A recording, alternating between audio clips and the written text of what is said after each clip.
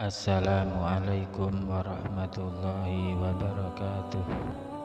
Alhamdulillah, wassalatu wassalamu ala rasulillah, amma ba'du. Selamat datang kembali di channel Cerita Pesantren. Semoga yang mendengarkan cerita ini mendapatkan barokah daripada wali-wali Allah yang diceritakan di channel ini. Langsung saja, kali ini channel ini akan menceritakan tentang Habib Sholeh bin Muhsin Al-Hamid dari Tanggul, Jember. Al-Wali Al-Kabir, Sohibul Karomah, Mujabud Du'a, terkenal doanya yang mustajab. Beliau berkata, "Du'ai yasbikul barq." Doaku mendahului petir yang menyambar. Guru sekumpul menjuluki beliau sebagai Syekh Abu Bakar bin Salimnya Indonesia. Dulunya Habib Sholeh sering mengikuti pengajian Kiai Haji Ahmad Kusyairi di Tanggul. Tetapi setelah tanda-tanda kewalian Habib Sholeh mulai nampak, Kiai Kusyairi lah yang mengaji kepada Habib Sholeh. Awal perjalanan suluk beliau dimulai ketika bertemu Nabi Khidir di stasiun Tanggul, Jember. Diriwayatkan beliau uzlah selama 3 tahun. Kemudian beliau berangkat haji setelah mendapat isyarah dari datuknya Rasulullah Shallallahu Alaihi Wasallam untuk mengunjunginya di kota Madinah.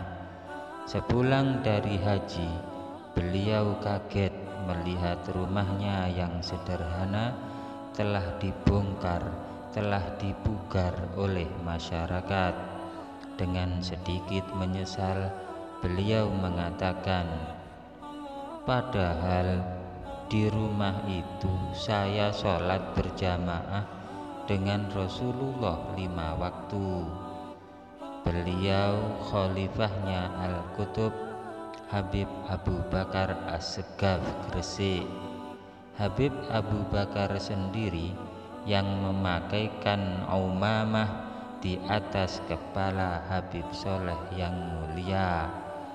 Wirid harian beliau adalah Dalailul Khairat, dan beliau merasakan kelezatan setiap mengamalkannya.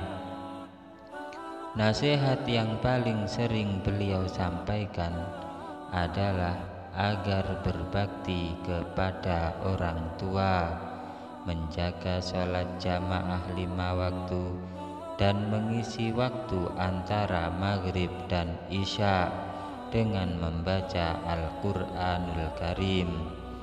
Para wali yang sezaman dengan beliau seperti Habib Husin bin Hadi Probolinggo, Habib Ali Kuitang, Kiai Hasan Genggong, Mbah Malik bin Ilyas Purwakarta, Kiai Hamid Pasuruan, Habib Idrus bin Salim Al-Jufri Palu, Habib Abdul Qadir As-Segaf Jeddah, dan lain-lain, seluruhnya mengakui ketinggian makom beliau.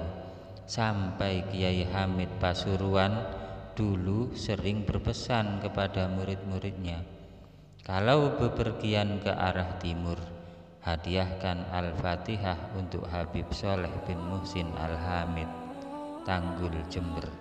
Kalau bepergian ke arah barat, hadiahkan Al-Fatihah untuk Habib Husin bin Abu Bakar Al-Aidrus, Luar Batang, Jakarta. Beliau Habib Sholeh saat menjamu tamu tanpa pandang kelas, semuanya dilayani dengan baik dan ramah. Bahkan beliau sendiri yang menimba air dari sumur untuk keperluan tamu-tamu.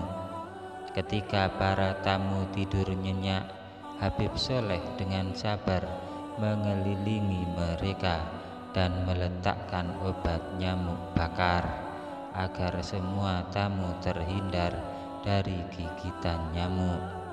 Saat fajar menyingsing, beliau memberi makan kambing dengan kulit pisang. Bahkan ikan di kamar mandinya pun tak luput dari perhatian belas kasihnya, termasuk semut yang ada di kediaman mulianya tak lepas dari perhatian dengan taburan gula sebagai makanannya. Beliau sangat luar biasa kasih sayangnya kepada makhluk-makhluk Allah. Peninggalan Habib Soleh yang masih dirasakan berkahnya oleh masyarakat orang sampai sekarang adalah sholawat mansub. Karomah beliau mengobati putri Raja Saudi. Sayyid Alawi bin Abbas Al-Maliki Mekah adalah ulama besar yang jadi rujukan hampir semua ulama pada masanya. Beliau juga salah satu penasehat Raja Saudi. Saat itu, Raja memiliki anak cacat sejak lahir. Anak itu tidak punya lubang anus dubur karena lubang anus duburnya ada di pinggang. Tentu saja sang raja sudah datang ke pengobatan dimanapun berada, tapi hasilnya belum membuahkan hasil yang memuaskan. Akhirnya Sayyid Alawi menyarankan agar sang raja mengundang seorang habib penuh karomah dari Indonesia yang bernama Habib Soleh bin Muhsin Al-Hamid atau akrab disapa Habib Soleh Tanggul. Sang raja akhirnya mengirimkan utusan untuk meminta Habib Soleh Tanggul berkenan datang ke Arab Saudi. Habib Soleh akhirnya bersedia dan berangkat bersama utusan sang raja. Sang raja sudah menyiapkan jamuan istimewa kepada tamunya yang dikenal keramat ini. Sebelum bertemu langsung dengan raja, Habib Soleh ngobrol santai terlebih dahulu dengan Sayyid Alawi. Namun baru kemudian menghadap sang raja. Anak sang raja saja sudah duduk di kursi kebesarannya. Disamperin itu anak, kemudian ditepuk-tepuk belakangnya sambil berkata, "Bikhair enti, insya Allah bikhair." Setelah mengucapkan itu, Habib Soleh berkata kepada Sayyid Alawi Al-Maliki, "Ayo Habib, kita pergi dari sini. Ana pengen ke tempat antum saja." Sang Raja Arab yang mendengar ucapan itu langsung berkata, "Ya Habib Alawi, inikah yang antum bilang Habib keramat itu? Tidak ada salam, tidak ada perbincangan, malah mau pergi begitu saja." Sayyid Alawi tetap bersikap santai dan tenang saja. Selang beberapa saat, anak raja yang duduk di kursi tadi berteriak, "Allahu Akbar, Allahu Akbar." Lubang yang ada di pinggang ketutup berubah ke belakang sebagaimana manusia normal lainnya. "Oh iya, tadi belakang saya ditepuk-tepuk sama Habib Soleh." Akhirnya sang raja menawarkan 1 peti emas kepada Habib Soleh. "Simpan saja emasmu, ana lebih kaya dari ente. Kalau perlu, ana yang kasih ente," jawab Habib Soleh. "Ya Habib Soleh, ana punya anak perempuan. Kalau mau, putri ana akan saya nikahkan denganmu. Lalu antum aku beri jabatan tinggi di sini," kata sang raja. "Simpan saja putri ente, ana punya Syarifah di rumah. Ana gak butuh jabatan dari ente. Ana sudah punya jabatan dari Allah Subhanahu wa ta'ala," jawab Habib Soleh.